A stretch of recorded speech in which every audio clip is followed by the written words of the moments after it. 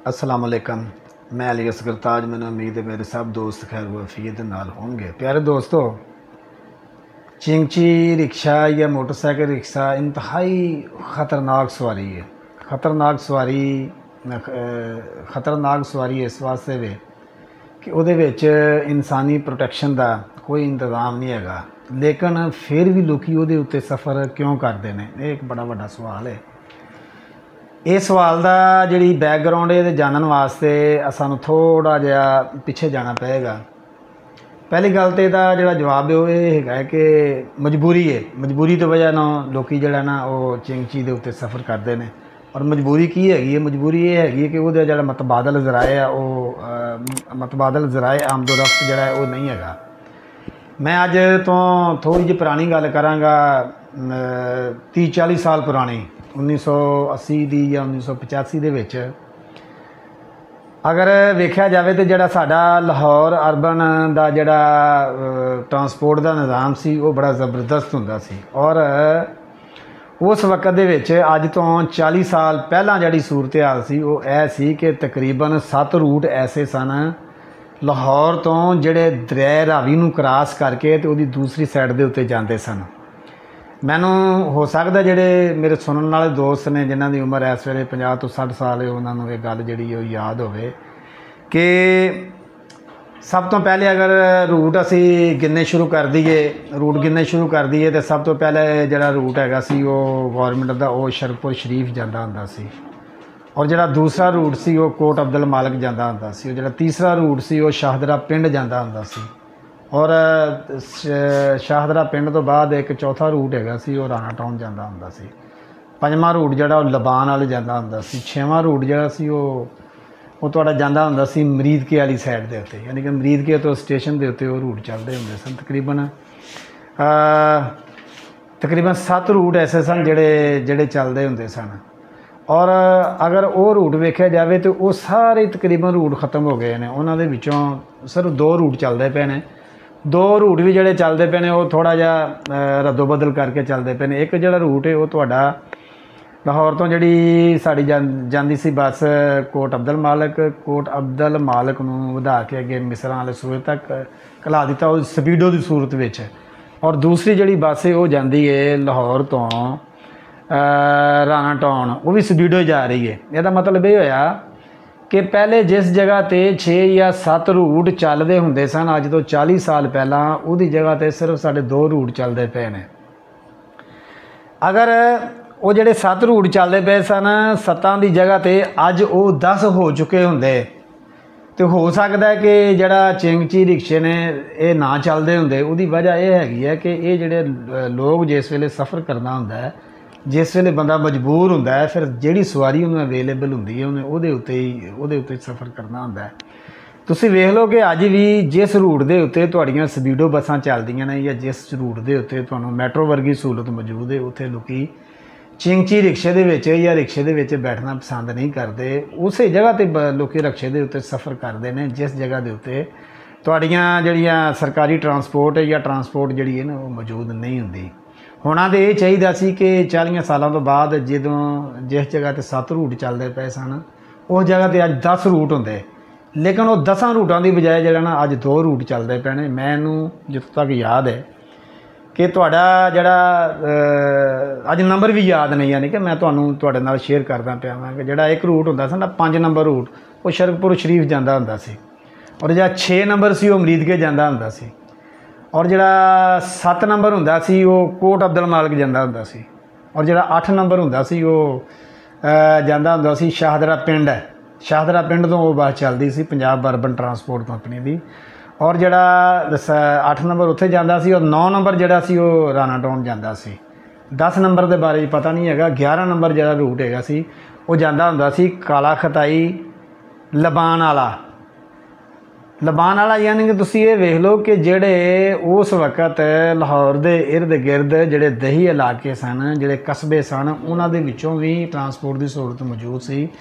लोग अपने पिंड दे विचों गड्डी दे उत्ते बैठते सन और लाहौर का सफ़र करते सन और दोबारा लाहौर दे विचों अपनी गड्डी दे सरकारी गड्डी दे उत्ते बैठते सन तो दोबारा अपने पिंड चले जाते सन।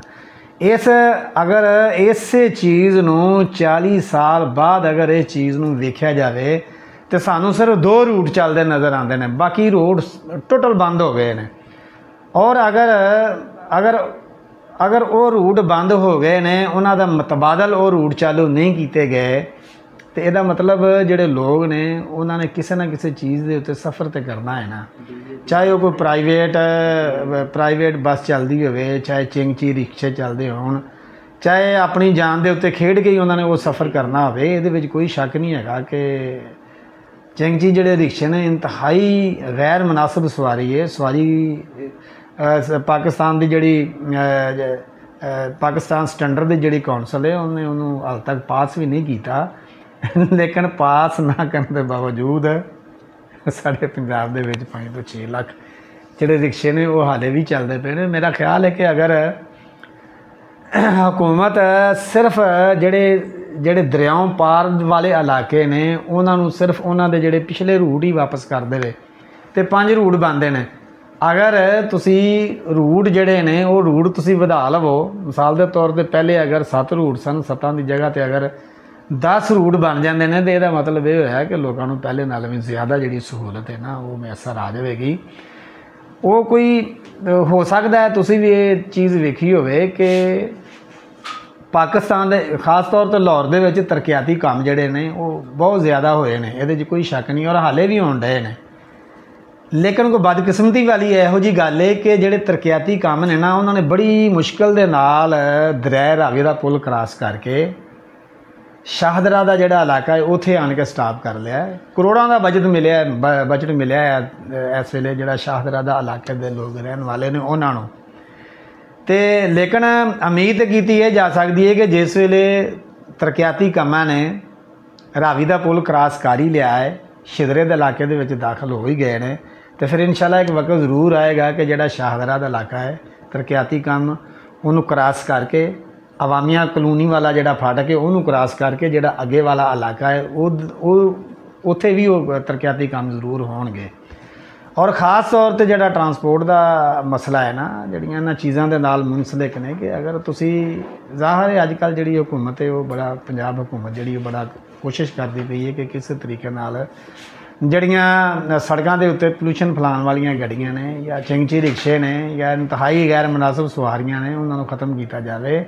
तो वो वास्ते जरूरी है कि वो जोड़े मतबादल जराए ने उन्होंने बहाल किया जाए। पहली गल तो जोड़े पहले तुहाडे इत्थे ट्रांसपोर्ट के जोड़े नंबर चलते सन उन्होंने चालू किया जाए। अज तो 40 साल पहले चल सकते हैं, वो हुण क्यों नहीं चल सकते? हुण तो सगों पहले नालों साडा मुल्क भी ज़्यादा तरक्की कर गया है। साडा जोड़ा पंजाब है उहदे विच भी बहुत ज़्यादा जोड़े तरक्याती जोड़े काम ने वो होण डए ने। वज़ीरे ट्रांसपोर्ट ने खास तौर पर मैं तो उन्हां अगे दरखास्त करांगा कि जिस तरीके दे नाल तुसीं मुख्तलिफ शहरों के विच ट्रांसपोर्ट का जोड़ा तुसीं निज़ाम है लोगों दी सवारियां वास्ते लोगों की आमदोरफ्त वास्ते तुसीं बनाण डए हो, लाहौर के बिल्कुल नज़दीकी जोड़े इलाके ने तुसीं उन्हां दी जिहड़ी ट्रांसपोर्ट का निज़ाम है तुसीं उन्हां दे उत्ते भी गौर करो, क्योंकि लखां के हिसाब के नाल लोग ने जोड़े लाहौर के नज़दीकी इलाकों के विचों सुबह सुबह उठ के लाहौर दे विच अपने कामकार वास्ते जाते हैं, स्कूलों में जाते हैं, कॉलेजों के जाते हैं, यूनिवर्सिटियों के जाते हैं।